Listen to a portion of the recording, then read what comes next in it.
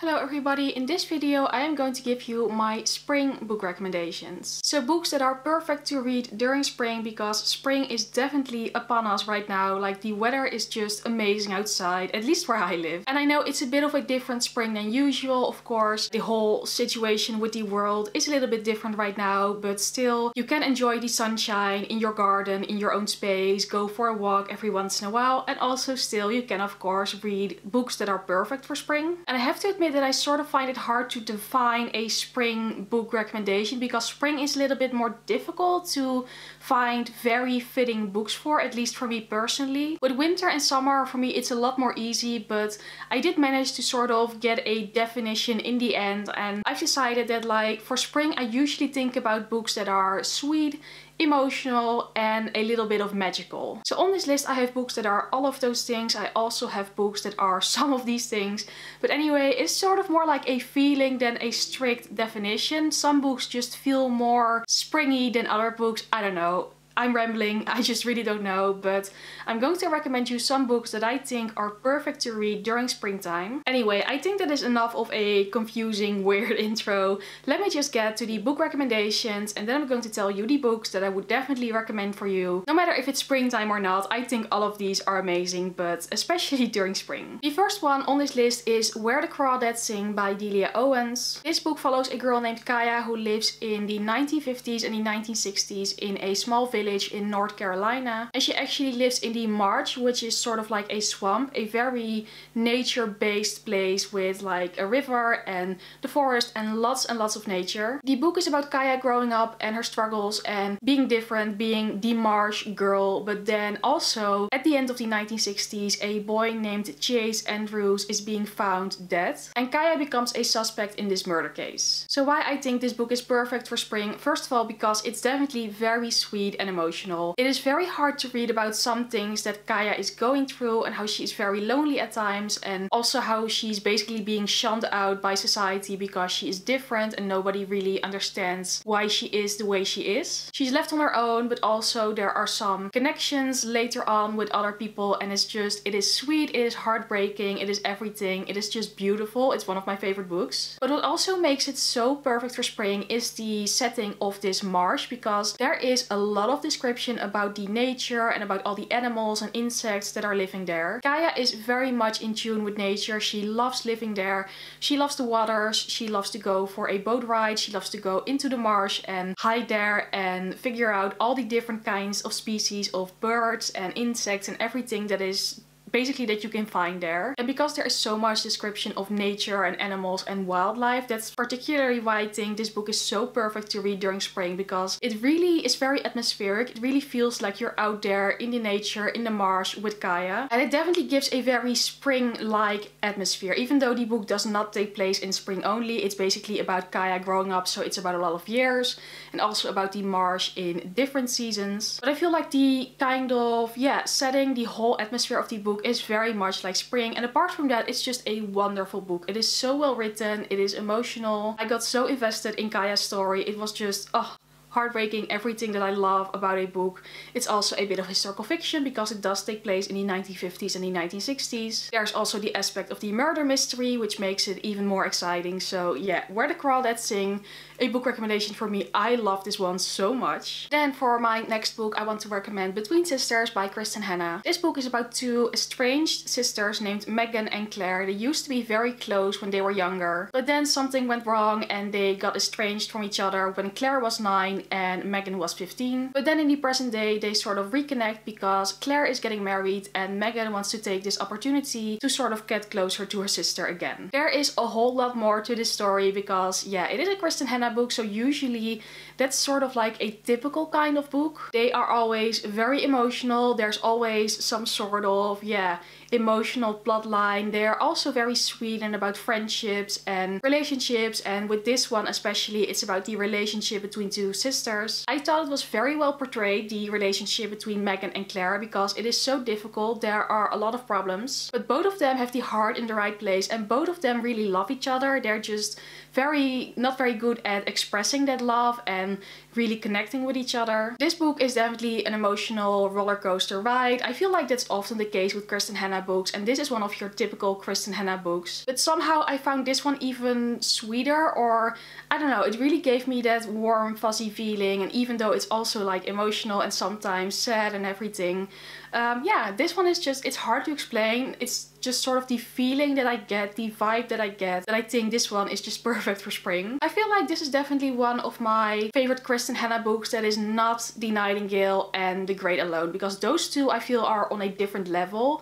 And then Kristen Hannah has a lot of other books that are usually kind of the same in style and in the sort of stories that they are about. But this one especially I really enjoyed. It was definitely a binge read for me as well. It's so addictive, you get through it so easily. And it's just a beautiful story. It is nice. It is not like one of my all-time favorite books, but it's just such a nice book to read if you, yeah, I don't know, if you don't want to read anything too complex. And it's just, yeah, something that I really enjoyed. And yeah, I hope if you pick it up you will enjoy it as well. Then I have Eleanor Elephant is Completely Fine by Gail Honeyman. This book follows a woman named Eleanor Elephant, and it's about her life and about her as a person, if that makes sense. Eleanor is a bit of a unique and different kind of person. She is very set in her ways.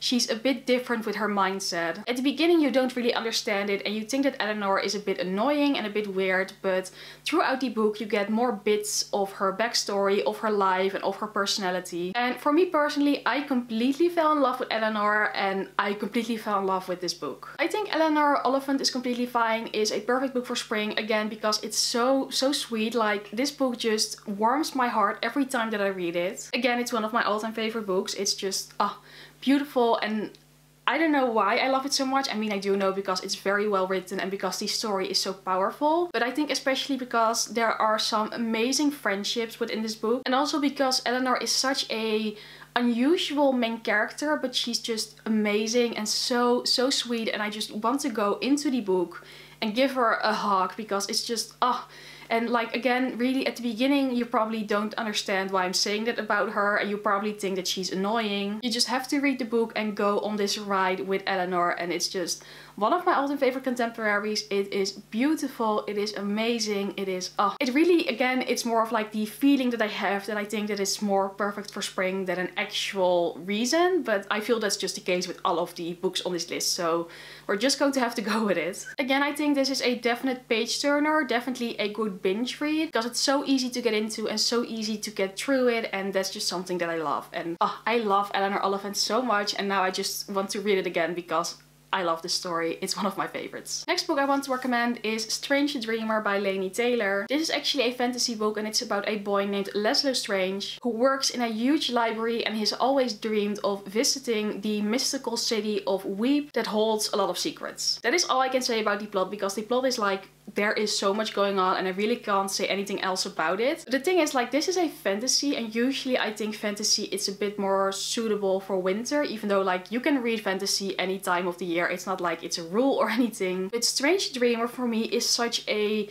spring fantasy book, and again, it's more like a feeling, but I think it's mostly because this book is just one of the most magical, whimsical and beautiful books you're ever going to read. It is a bit slow at times, and I know this book is not for everybody. I've heard people say that they find it too slow and too hard to get into. That is true. For me, it is just such a beautiful ride, and it's really about the atmosphere, and it feels so beautiful and whimsical, and it really makes you, I don't know, it gives you a certain feeling. And granted, it's not a quick binge read like most of the other books on this list, but it's just one of the most magical books ever, and I feel like it is a sort of magic that is more, well, not really lighthearted, because there are some things in this book that are definitely not lighthearted, but it's just a certain feeling. This one is, if you want to read a fantasy book during spring, I would go with Strange Dreamer. It is just beautiful, and the writing style is amazing. Like, one of the best kinds of writing I've ever read, at least for me. Like, I really dig this kind of writing, and it's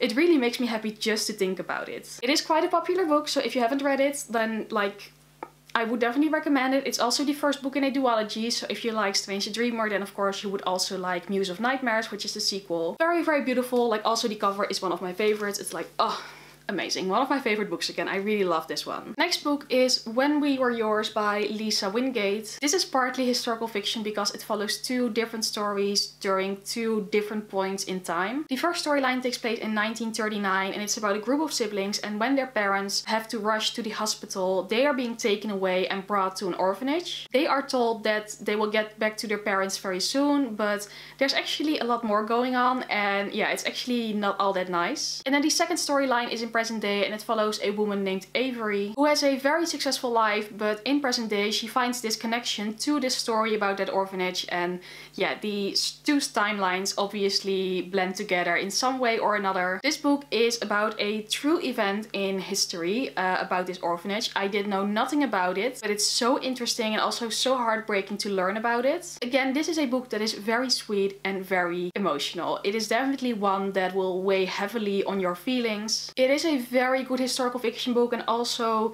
the parts that take place in present day are also very interesting, but especially the historical fiction part of it is just, I don't know, really well written and really heartbreaking and beautiful and tragic at the same time. Is it a really typical spring read? Probably not, but again, it's mostly because of the sweetness, emotions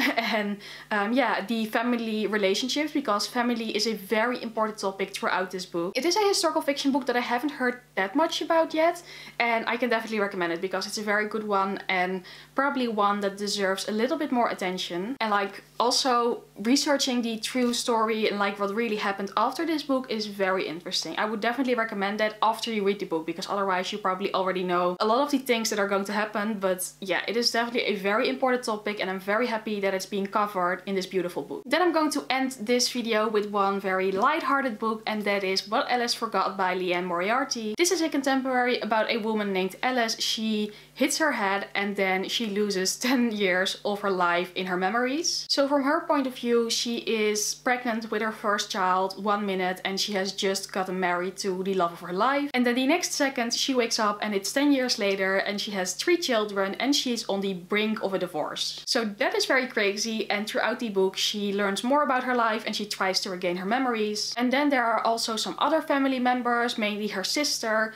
who go through some other things, and like, yeah, there is a lot going on, and it is sort of lighthearted, it's definitely funny, but at the same time there are also some very important topics that are being covered within this book about love, about relationships, about dealing with certain things, about hardships and going through certain things. And like, yeah, it's hard to explain because it is a contemporary, it is funny at times, but also it has some depth. Like, it's not just a meaningless contemporary that you can just throw away after it. It definitely makes you think about certain things, and it is so sweet and just such a fun read to read. And yeah, I guess this is definitely perfect to read during springtime because it's a bit more quick, it's a bit more yeah, on the lighter side. This one is definitely the least emotional and tragic out of all of the books on this list. So if you want to read something a bit more fun, a bit more lighthearted, then What Ellis Forgot is the book for you. It is not a thriller, by the way, it's just a contemporary, because I know Liane Moriarty also writes a lot of thrillers that she is mostly known for, but this is just a contemporary. It's fun, it's easy, there is some depth, there are some definitely important emotional topics, but it's also just a fun read that is perfect for spring. So that was it for some of my spring book recommendations, and I really hope these have been a bit helpful to you. Of course, during these times we always have need for more book recommendations because we have so much more time to read. And yeah, I just really hope that one of these books have caught your attention and maybe you will give them a chance. And if you do so, please let me know, because I would love to hear your thoughts on all of these. And yeah, if you have any spring book recommendations for me, then I would also love to hear them. But this was it now for this video, and if you liked it, you can go subscribe or give it a thumbs up as always. I would really appreciate that. And then hopefully I will see you again very soon in one of my next videos. And yeah, bye!